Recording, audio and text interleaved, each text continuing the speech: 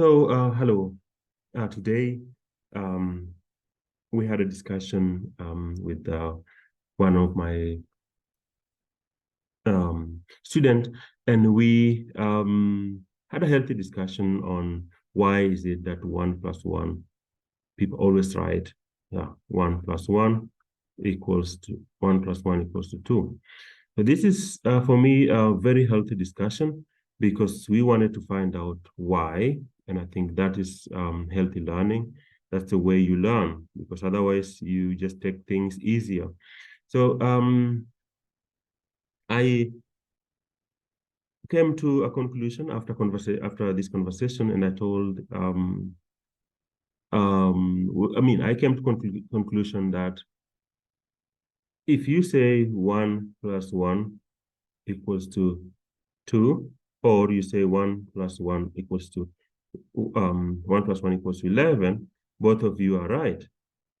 I can imagine now someone who was taught that 1 + 1 is 2, now wondering what am I saying, and whether I can prove it.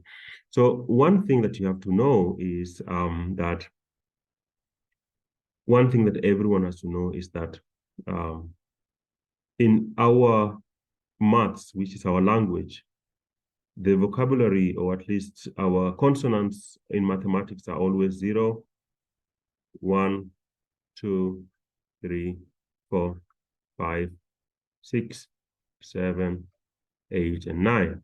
So in the consonants that we're talking about here, we don't have we don't have 10, because 10 is just like a mixture of at least 1 and 0, which forms this one. So this is key. But what I want to emphasize on is that 9 is the father of all numbers. And if you know that, then you can now easily prove to your learner that 1 + 1 is 2 and 1 + 1 is 11. Now let's go. Let's now start proving this one. So now, if someone says, what is 1 + 1? And you say it's 11, like I said, you are right. And you are only right if you can explain to me how you came to that and why. So this is explanation. Every number in the world adds down to 9. Every number adds down to 9. So immediately you know that, then you can easily say, because now let's look. We have 11, and then you want to subtract, then the addition, the sum of the digits. So you have 1 + 1 is 2. So you will have 9, okay? So long as you know this, and you can explain the number and you can explain to me that every number adds down to 9, then I can as well say 1 + 1 is 11, because 11 minus 9 will give me 2. And that is nice. So let's look at a number. Let's say what is 2 + 2. I will say 22. But again, the same 22 now, what if we say 22 minus the sum of the digits? So 2 + 2 is 4.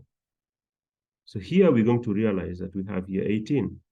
But then if you realize that 8 + 1 gives you 9. So when you want to prove to me, and you know that 9 is the base of any number, then you can as well say, 2 + 2 is 2, is 22. And no one will question you. The idea with maths is always prove, prove, prove. So let's check 3 + 3. And I say it's 33. But again, I want to check what is then, if I subtract the sum of the digits. So that's 3 + 3 is going to be 6. So I have 27. Again, you realize that 2 + 7 will give you 9. So 9 is the biggest boss, okay? And as long as you have that, you can now twist numbers and tell everyone, you know what? 9 + 9 is 99. So let's say 9 plus 9 is 99. Yay! We have it. But then I can still give you a tick for that. But before I give you that, I just want you to prove to me. So we want to say 9 plus 9. Then subtract what we have here, 18. If you do that, you will get 81. And then you realize 8 plus 1 also gives you 9. So that is how you can prove to anyone that 1 plus 1 can also be other number, and note that 1 plus 1 has to always be 2. Although, yeah, we expect that 1 plus 1 equals 2. But again, when you teach this number, what are you emphasizing on? Because if we say this 1 dozen plus 1 dozen, so that's like 12 plus 12 should give you 24, okay? So if we say we have 1 dozen, so yes, we have 1 dozen plus 1 dozen. Okay, so this will give you 2 dozens. But then you know that dozen equals 12, so that means that we have here 24. And that's why when you teach, or when you start focusing on the number 1 plus 1 is 1, you need to be also like open-minded to allow for flexibility. Yeah, fluidity is always nice, that you allow that you think even broader and not just focus on saying 1 plus 1 is 1, 2 plus 2 is 2, or something like that. No, these numbers are like not like that. Because again, there's no absolute answer to whatever we are learning in school. What we are actually focused in is to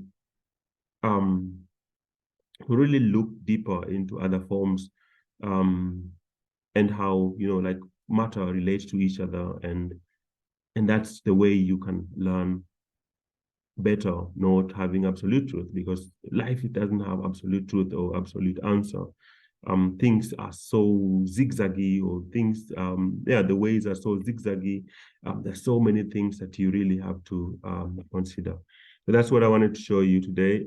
As a homeschooler, or anyone who is watching this video, who is interested in, teaching your kids, please, allow fluidity, allow questions, and also just enjoy learning, and enjoy talking about things that are there.